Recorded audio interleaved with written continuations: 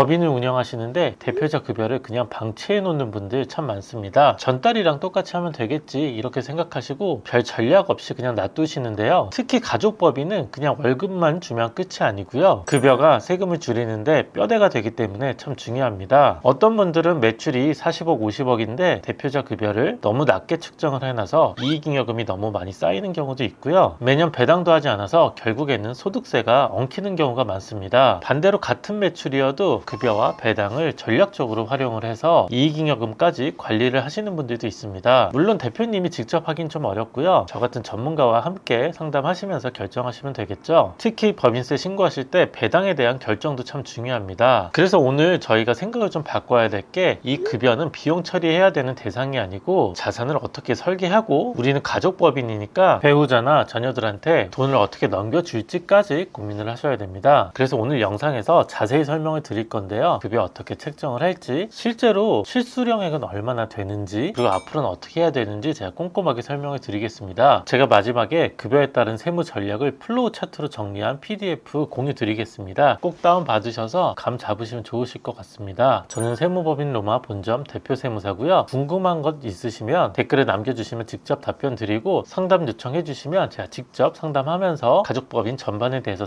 설명드리겠습니다. 오늘도 자료 보면서 이야기 드릴게요.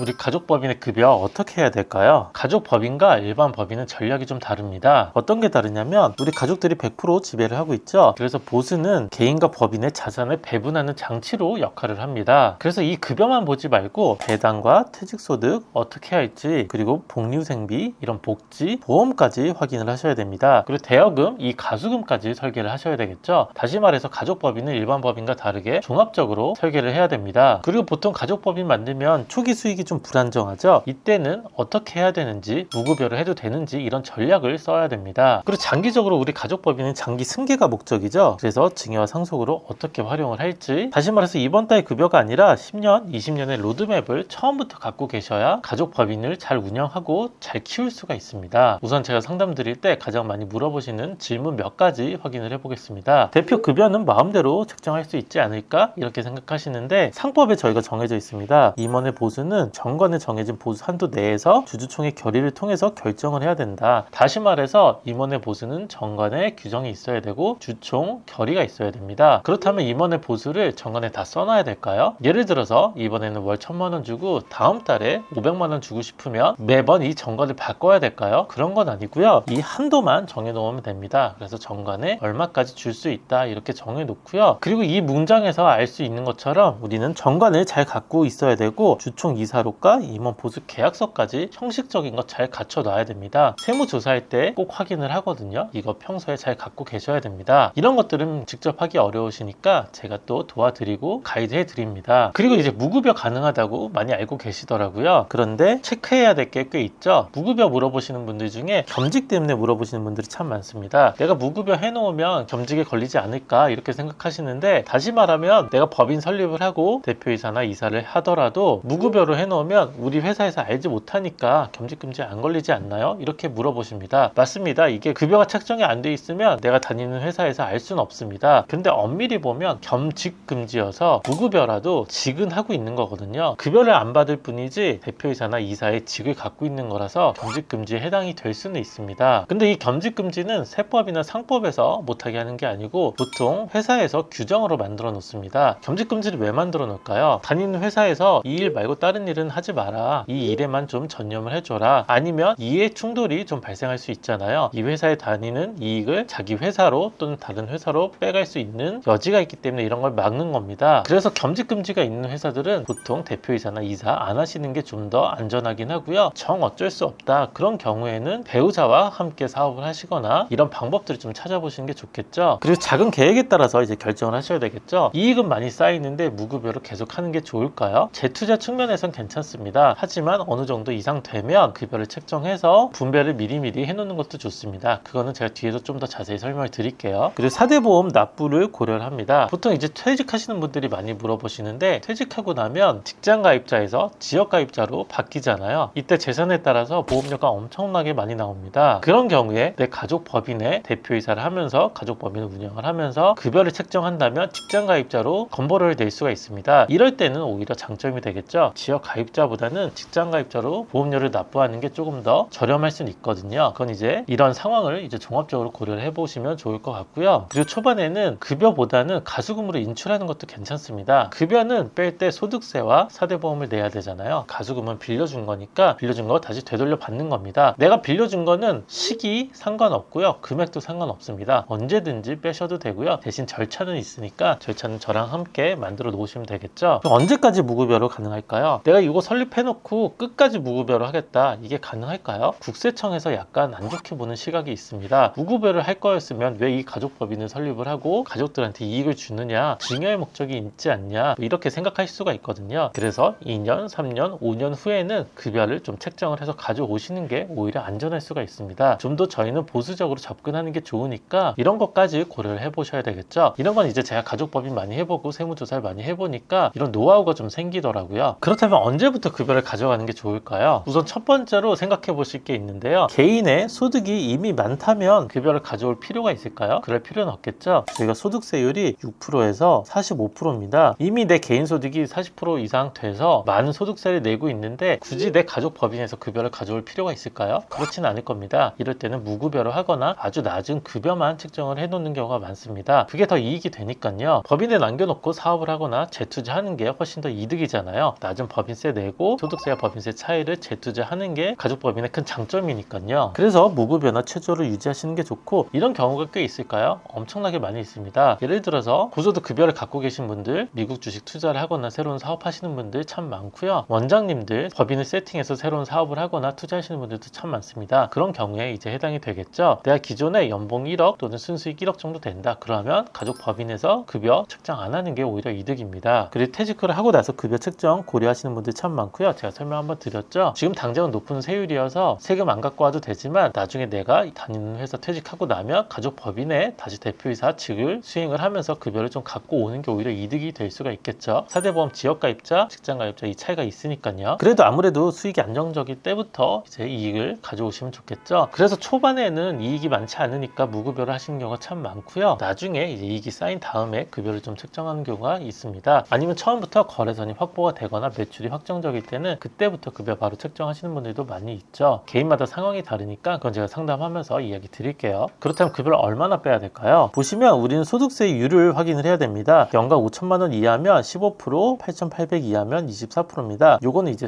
순수입이거든요. 다시 말해서 근로소득 받아서 연말정산하고 나서 요 정도 됐을 때 세율을 적용을 하는 겁니다. 우리의 목표는 연간 8,800만 원 이하 정도 뽑는 거다. 이게 목표가 될 수는 있고요. 이걸 넘어가면 다른 전략들을 좀 써야 됩니다. 그래서 금액별로 한번 볼게요. 300에서 한 500만 원 정도 빼겠다. 어떻게 되죠? 월 300만 원 정도 급여 받으면 연 3,600 정도 될 겁니다. 다른 소득이 없다고 가정을 할 때 제가 계산을 해볼게요. 그리고 이 세금은 좀 보수적으로 계산을 했습니다. 이 세금보다는 조금 더 적게 나올 겁니다. 연말정산도 하고 신용카드 공제나 소득공제 같은 거 반영이 되면 더 낮을 거고요. 저는 그냥 단순하게 소득세 테이블만 고려를 해서 계산을 한 거고, 건보료도 회사 부담금과 본인 부담금이 있는데 각각 10% 정도 계산을 해서 20%로 계산을 했습니다. 그걸로 한번 체크를 해볼게요. 다시 보시면 월 300만 원 정도 급여를 받으시면 소득세 34만 원 정도 내고 사대보험 본인분과 합쳐서 60만 원 정도 냅니다. 그럼 월 실수령액이 200만 원 초반 정도 될 겁니다. 생각보다 많진 않죠. 한 500 정도 받는다고 볼게요. 연 6천 정도인데 소득세 70만 원 그리고 사대보험 본인과 회사 합쳐서 100만 원 정도 내고 실수령이 한 330 정도 됩니다. 제가 연 6천 정도면 세율이 어떻게 되죠? 세율이 15%, 24% 이 정도 내고 있을 겁니다. 높은 세율은 아니죠. 이 정도는 이제 급여를 뽑을만 합니다. 근데 이제 생활비에서 더 많이 필요하다면 불가능하겠죠. 세금을 내더라도 이거보다 좀 더 급여를 많이 측정을 해야 될 겁니다. 다음 단계를 한번 볼게요. 다음에 한 800 정도 뽑겠다. 이때부터는 이제 전략이 필요합니다. 이때부터는 개인 신용관리를 하겠다. 앞으로 내가 대출을 좀 많이 받아야 된다. 일부러 급여를 많이 책정하시는 분들도 있거든요. 이럴 때 급여를 800만 원 이상 만들어 놓으시면 좋고, 퇴직금 산정 기준이 됩니다. 제가 퇴직금 뒤에서 한번 보겠지만 3년간 급여를 기준으로 해서 퇴직금을 뽑을 수가 있습니다. 임원 퇴직금의 경우에 그렇고요. 정관의 규정이 있어야 됩니다. 이 경우에는 3년간 급여가 참 중요합니다. 이럴 때 급여를 좀 높게 측정하면 좋고요. 다음으로 배우자와 자녀에게 급여를 좀 분산을 하고 싶다. 이럴 때 사용할 수가 있습니다. 예를 들어서 나는 월급 500 정도 받고 배우자 300 정도 할 거야. 배우자가 만약 일을 하지 않는다면 이 정도 급여를 책정을 하겠다. 이런 경우에 800을 좀 쪼개서 만들 수가 있겠죠. 물론 배우자 일을 해야 됩니다. 가족법인에서 실제로 일을 하는 경우에 급여를 줄 수가 있겠죠. 이거 세무조사할 때 엄청 꼼꼼하게 봅니다. 배우자는 어떤 일을 했는지 확인을 다 하니까 실제 일을 하고 관련 증빙이 있어야 됩니다. 그리고 이때부터는 배당까지 고려를 해야 되겠죠. 배당 연간 2천만 원까지는 15.4%의 낮은 세율을 적용할 수 있으니까 배당으로 2천을 빼고 나머지 급여를 7,200만 원만 빼겠다. 이렇게 하면 세율을 좀 더 낮출 수가 있겠죠. 이런 전략들을 좀 써야 됩니다. 다시 보시면 9,200 정도 되면 24%에서 35% 살짝 넘었을 겁니다. 그래서 이 정도 되면 이제 관리가 좀 필요합니다. 그래서 연간 금액으로 제가 비교를 쭉 해봤습니다. 월 300 정도 하면 연소득 3,600 정도 되고 실수령액이 2,400 정도 됩니다. 실제로는 연말정산이 돼서 세금은 거의 안 나오고요. 건보료만 납부할 겁니다. 하지만 저는 보수적으로 계산을 한번 해보는 거기 때문에 참고 한번 해보시고요. 다음 단계 500만 원 보면 아직 세율은 24% 적용이 됩니다. 아직까진 괜찮죠. 근데 800만 원 정도 되면 이제 세율이 35% 구간으로 넘어가게 됩니다. 이때부터는 여러 가지 전략을 쓰면서 급여 책정을 하셔야 되고, 보통 이제 1,000만 원 많이 하시는데 1,000만 원 정도 하면 35% 구간이 되고 건강보험료 꽤 많이 납부하고 실수령도 한 7,000 정도 될 겁니다. 그 다음에 이제 1,500 정도 되면 세율이 계속 올라가죠. 이제 급여 측정에 따라서 이제 어떻게 해야 될지 금액으로 이제 한번 감을 잡아보시고, 그리고 기존 회사에 다니고 내가 가족법인에서 급여 또 책정을 하겠다. 4대 보험 양쪽에서 나옵니다. 내가 다니는 회사에서 건강보험료와 연금보험료 내야 되고요. 건강보험료, 연금보험료 또 다시 나옵니다. 건강보험료는 피할 수는 없고요. 두 번째 직장의 연금보험료는 안 낸다고 신청은 할 수는 있습니다. 참고는 한번 해보시고, 고용산재는 보통 가족법인에서 해당은 되진 않거든요. 근데 금액이 작아서 건강연금이 좀 크죠. 양쪽으로 내야 된다는 거 기억 한번 해보시고요. 그래서 이제 배당과 병행을 해야 되겠죠. 연간소득 한 800 정도 이상이 된다. 그럼 배당 얼마나 할지 전략을 짜셔야 되고, 15.4% 분리과세를 하죠. 이때 또 중요한 게 뭐죠? 저희는 가족법인이잖아요. 저희가 4명이어서 부부가 25% 갖고 있고 자녀가 25%씩도 갖고 있다. 그러면은 2천만 원씩 빼줄 수가 있죠. 2천만 원씩 해서 다 15.4%일 겁니다. 이렇게 다 적용을 해서 연간 8천 정도 배당으로 뽑을 수가 있습니다. 이게 또 좋은 게 4대 보험료를 안 내도 되죠. 분리과세 할 때만입니다. 근데 이때 아주 조심하셔야 될 게, 이 자녀들 2천만 원씩 뽑아주면 피부양자에서 박탈이 됩니다. 이렇게 이제 매년 한 번씩은 이 정도는 배당은 해줄 수 있다. 크진 않지만 매년 이렇게 해놓으면 이익잉여금도 줄일 수 있고 배당도 가져갈 수가 있습니다. 연간 8천만 원이면 적진 않잖아요. 이익잉여금 미리미리 이렇게 관리하시는 것도 참 중요합니다. 그리고 이제 가족법인의 큰 장점이 뭐죠? 저희가 가족법인 하는 이유 중에 주주 구성원들에게 소득을 분산하기 위해서 만든 목적도 있습니다. 다시 말하면 우리 배우자와 자녀들한테 미리미리 소득을 좀 주겠다. 그래서 초반에 주주 구성 어떻게 하는지가 참 중요하죠. 그리고 급여를 책정할 수 있죠. 그런데 미성년자나 부모님 넣어도 될까요? 미성년자가 가족법인의 직원이 될 수는 있습니다. 근데 어떤 일을 했는지 국세청은 꼭 물어봅니다. 나중에 성인 자녀가 돼서 일을 한다면 좀 상관은 없겠지만, 아무래도 미성년자가 일을 한다고 하면 좀 안 좋은 시각이 있더라고요. 실제로 일을 한다면 괜찮겠지만 그렇지 않다면 그냥 급여만 빼겠다 이런 목적이면 좀 위험하고요. 부모님의 경우에도 급여 책정해서 주시는 경우 참 많습니다. 이 경우에도 부모님 실제로 일은 하셔야 되겠죠. 근데 여기서 조심하셔야 될 게, 부모님한테는 주주로 구성을 해서 주식까지 주는 건 좋진 않고요. 급여 책정만 해서 드리는 건 괜찮습니다. 주식을 드리면 어떤 게 안 좋죠? 주식을 드리면 나중에 부모님이 건강하시다가 이제 돌아가시면 그 주식이 또 상속재산이 돼서 세금이 나오고 이게 또 관계가 복잡해집니다. 그래서 부모님한테는 주식은 드리지 말고 급여 책정을 해서 급여를 드릴 수는 있겠죠. 물론 부모님 일 하셔야 됩니다. 그리고 나는 받지 않고 가족들만 급여 주겠다. 가능하죠? 나는 지금 당장 소득이 많아서 무급여를 하고 우리 가족들에게만 급여를 주겠다. 가능은 합니다. 그리고 무급여는 저희가 건강보험공단과 연금보험공단에 저희가 신청을 하거든요. 그런 거 좀 복잡하실 테니까 제가 또 도와드리니까 걱정 안 하셔도 되고요. 그럼 어떤 일을 해야 되냐? 보통 이제 경영관리나 총무, 회계, 마케팅, 홍보, IT 관리 이런 것들 하죠. 실제로 어떤 일을 하는지 페이퍼워크 꼭 갖고 계셔야 됩니다. 그리고 급여 설계할 때 퇴직금 꼭 고려해야 된다고 말씀드렸잖아요. 저희가 보통 정관에 이렇게 규정을 만들어 두는데 한번 보시면요. 퇴직한 날로부터 소급해서 3년, 근무기간이 3년 미만인 경우에는 해당 근무기간으로 해서 지급받은 총 급여액의 연평균 환산액을 구하게 되어 있습니다. 다시 말하면 급여가 높다면 퇴직금도 높아지는 거죠. 그래서 퇴직하기 한 3년 전부터 급여를 높여도 되지 않을까 이렇게 고려 많이 하십니다. 실제로 이렇게 해놔야 퇴직금을 많이 뽑을 수 있고, 퇴직금이 또 좋은 게 뭐냐면요. 소득세보다는 세금이 한 반 정도 되고 건보료에 포함이 되지 않습니다. 퇴직은 또 한 번만 할 수 있잖아요. 그때 이제 퇴직금을 좀 많이 받는 게 유리하니까 퇴직금을 많이 받고 싶다면 미리미리 급여 설계도 잘 해놔야 됩니다. 그래서 이 지급률도 꼭 정해 놓으셔야 되겠죠. 이거 정관에 안 돼 있는 분들 참 많더라고요. 이런 건 제가 정관 수정하는 것도 도와드리거든요. 안 돼 있다면 꼭 한번 확인해 보시고요. 이거 참 중요합니다. 이제까지 말씀 참 많이 들었는데 제가 요약을 한번 해보면, 초기 단계 한 6개월, 1, 2년까지는 무급여 비교를 하셔도 됩니다. 대표자 차입금 활용해서 가수금 뽑는 거 이렇게 활용을 해보시고, 그 다음에 수익이 안정화가 됐다, 한 300에서 500 정도 뽑는 거 고려해 보시면 좋습니다. 근데 처음부터 이제 매출도 많고 이익도 많다 그러면 500에서 800 정도 소득세와 건보를 내더라도 이제 뽑는 거 고려해 보시면 되고, 이때부터 뭐가 필요하다고 했죠? 배당과 가족들한테 급여 설계 어떻게 할지가 필요합니다. 3단계에서 매출 20억 정도 넘는다, 이건 그냥 예시로 한 거고요. 순이익이 또 중요하긴 하겠죠. 순이익이 많다면 월 800에서 1,500만 원 정도 하고 배당 뽑는 거 같이 고려하시고 절세 최소화하는 방법들 저랑 찾아보시면 되겠죠. 사실 중간중간 형식도 많고요, 여러 가지 전문적인 결정들도 있습니다. 그런 거는 저한테 상담 요청 주시면 제가 개인별로 가족별로 상황에 맞춰서 이제 설명드리고 상담 드리겠습니다. 상담 요청 주시면 제가 직접 상담 드릴게요. 댓글에 링크 남겨 놓겠습니다. 그리고 제가 가족법인 급여 세팅하는 거 제가 플로우 차트로 이렇게 만들어 놨거든요. 간단하게 한번 보시면 6개월간 고정비 커버 현금이 있는지 보시고 이거 노후거든요. 안 된다면 고정급 최소화하고 단기 생활비 다른 방식 설계하는 게 더 좋겠죠. 그리고 순이익이 안정 상태다, 예스로 가시면 세율 구간 체크 한번 하시고 소득세 상당 구간인지 아닌지에 따라서 이제 또 달라지고, 상당 구간이라면 급여는 필요한 만큼만 이제 나머지 법인에 남겨서 재투자하시는 게 좋고, 그래서 자녀 주주가 따로 있다면 주주가 보통 있겠죠. 이렇게 만들어 놓으시면 자녀에게 실제 근거를 만들 수 있는지 확인을 하신 다음에, 안 된다면 재투자 이제 설계를 하셔야 되고, 된다면 가족 급여 책정하시면 좋겠죠. 그 다음에 개인으로 가져가야 되는지 퇴직 로드맵 설계하시고, 아니면 법인에 축적을 해야 된다면 유보를 쌓아 놓더라도 재투자를 하시는 게 더 유리하겠죠. 상속 재원 마련 어떻게 할지 이렇게 좀 자세하게 써놨습니다. 간단하게 이제 확인만 하시면 되고 감만 잡으시면 될 겁니다. 좀 자세한 거는 제가 오늘 말씀드린 거 확인 한번 해보시고 상담 요청 주세요. 급여 설계 어렵지 않고요. 다만 전달과 동일하게 그냥 해야지 이런 것보다는 어떻게 좀 전략적으로 활용을 해볼까 이렇게 생각하시면 더 좋을 것 같습니다. 다음에도 좋은 영상으로 찾아뵐게요.